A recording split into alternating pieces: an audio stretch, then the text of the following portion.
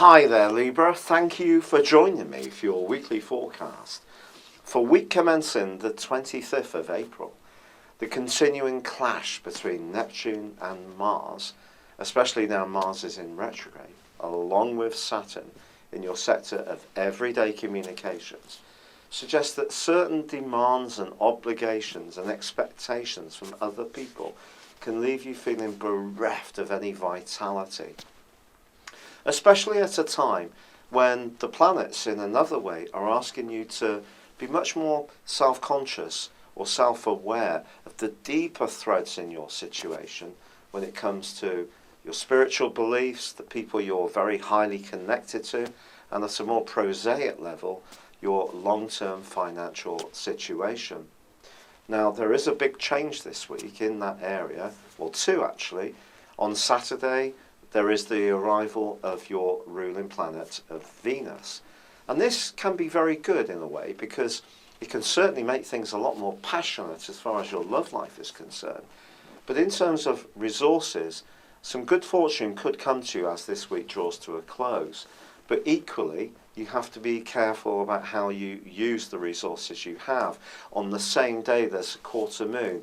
And if you fritter away your any gains that you have on things that don't have any kind of solid role in your situation, you may live to regret it and have a case of buyer's remorse. However, earlier in the week, it's the retrograde of Mercury, which begins on Thursday, which is particularly critical. Now, we can't control everything in the world when Mercury slams on the brakes, but we can do our best to try and ensure that what we're involved with is meticulously planned out and managed. Now, for you, if you're involved in any kind of financial transaction, whether it's about raising money for a business, for a property, or you're looking to get some kind of drawdown on a conveyancing situation in a property chain, the next 3 weeks could prove to be quite challenging, and you need to brace yourself that things may ebb and flow and not go quite to plan. If you do prepare yourself in this kind of way and you stay very sharp-eyed and alert, you can mitigate some of the more negative influence that Mercury can bring to the situation. But I always feel that Mercury retrograde can actually be a very positive thing too. It doesn't have that reputation with most astrologers, but for me, I see it as an opportunity to solve and mend things which aren't working very well. Mercury governs commerce, it also governs communication, it governs business, and it also governs our intellects. So if we apply all these things in the very deep 8th house, where this retrograde is occurring, it's going to enable you to delve beneath the surface to really try to unlock some of life's mysteries and some of your own. And as Venus transits into this sector on Saturday, I do feel that as far as your passions are concerned, you'll be much less concerned with what other people are saying to you and what it really means to you at a deeper level. So a relationship which up until now has been flirtatious could become something so much more serious, or you may decide that it's not for you and you go in a different direction. Because with the Sun, Mercury in retrograde and Venus are all in the sector of ends as well as beginnings. So it's a very profound part of the year for you. And if you do find yourself trying to work out some fundamental things in your whole overall life situation, it really wouldn't be a surprise.